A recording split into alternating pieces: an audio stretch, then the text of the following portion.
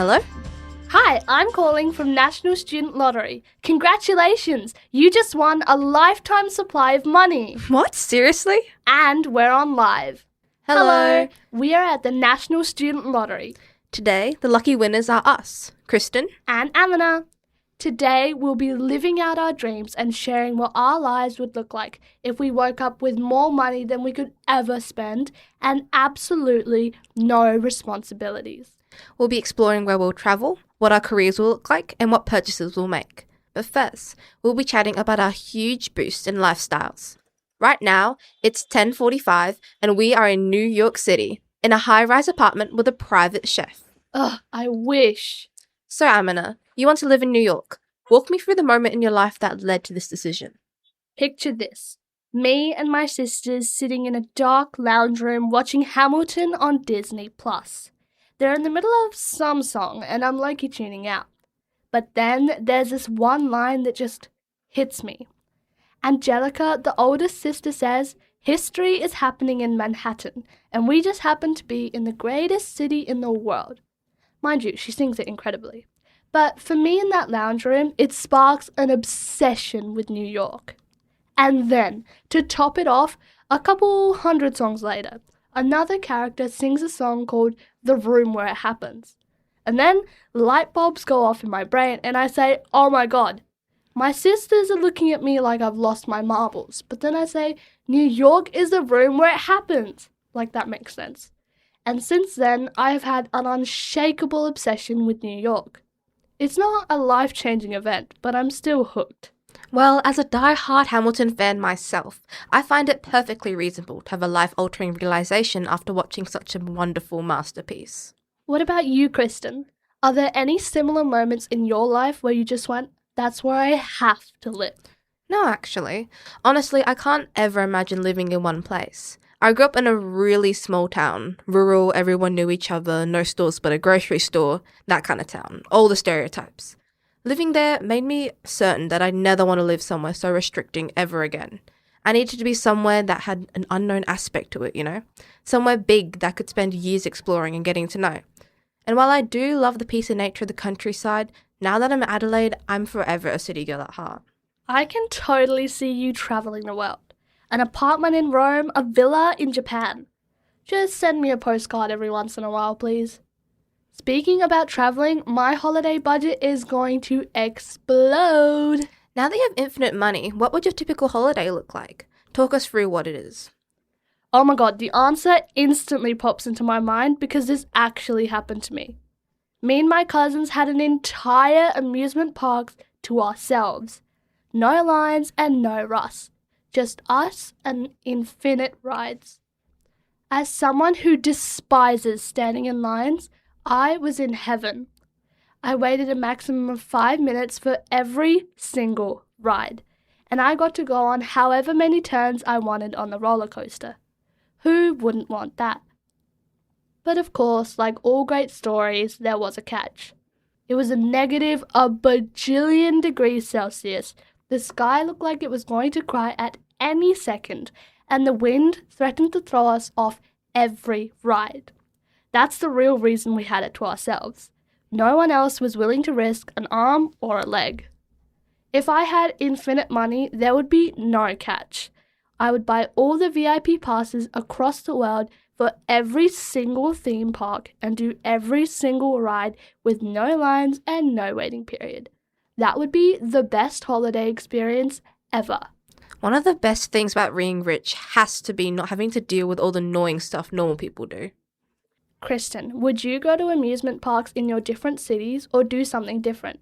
Tell us in detail one place where you would go for your dream holiday with no strings attached. My dream holiday? Geez, that's tricky. There's so many places I want to see. But to be really specific, I'd love to explore the underground Parisian jazz clubs. If you don't know, Paris has a really rich history of jazz.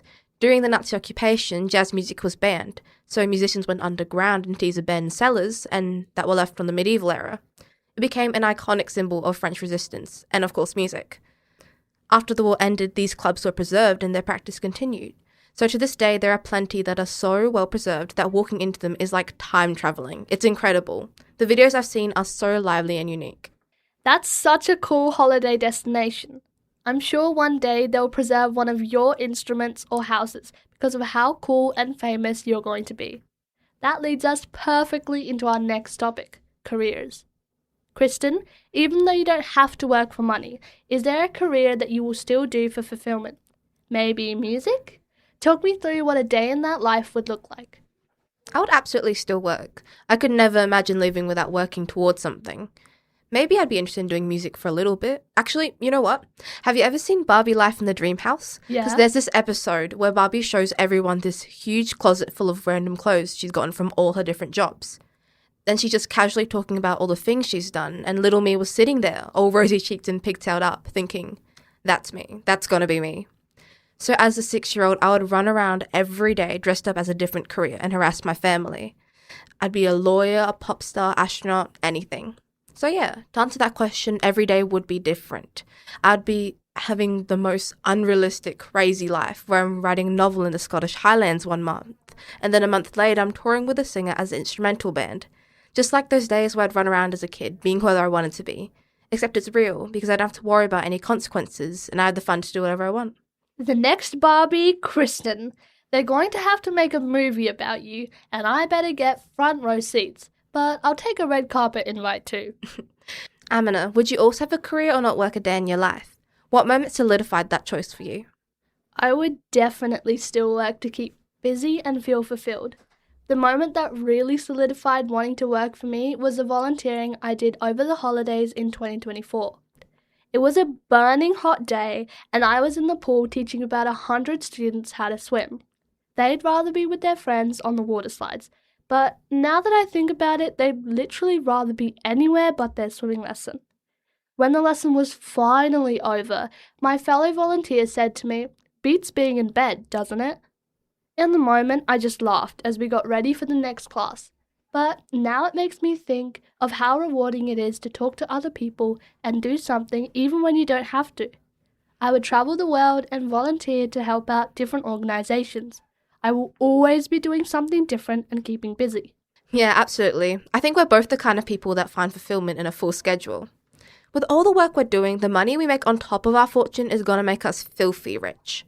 So, Aamina, my favourite shopaholic, is there a store you've walked into and thought, I need to come back here and buy everything?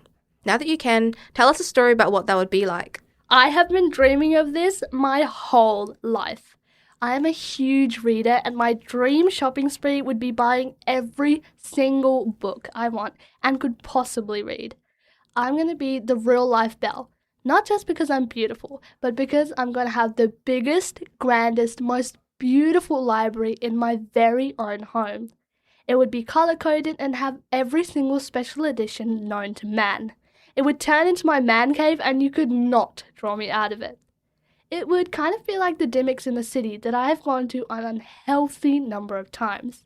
There will be rows and rows and rows of books, a cozy cafe, big, bright, beautiful windows, and a sliding ladder, and a candy bar, and... Oh, wait, sorry. You get the idea. I'm really passionate about this. What about you, Kristen?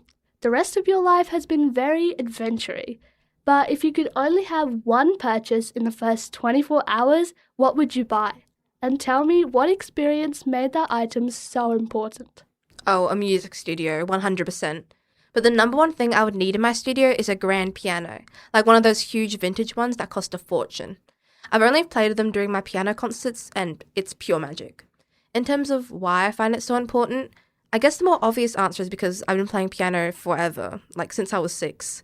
I'm in a lot of musical ensembles and whatnot, and among all piano geeks, pretentious classical, hyperactive musical theatre, everyone knows that having a grand piano is like this final stage of professionalism.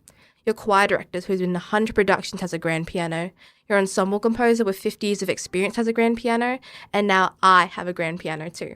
Wait, so you are going to be a musician? Next thing you know, they'll rewrite it from Mozart to Kristen. Let me catch up. If you would like to hear more episodes from St. Aloysius College, you can check them out at our own podcast page. The link is in the show note for the episode. This podcast was produced by Aamina and Kristen for St. Aloysius College with ArchD Radio and Podcasting. Hang on. You wanted front row seats? My concert is tomorrow. Yeah, but so is my booking for a 6-star spa retreat. I'm sure you'll have another concert soon. What do you mean another concert? The next thing is a book signing. So I'll just come to that. Thanks for listening to our dreams. Make sure you're subscribed to this channel to hear heaps of other school life stories. This is your favourite rich podcasters signing off. Bye-bye. I can't believe you're skipping my concert. There'll be another one. I need a spa retreat ASAP.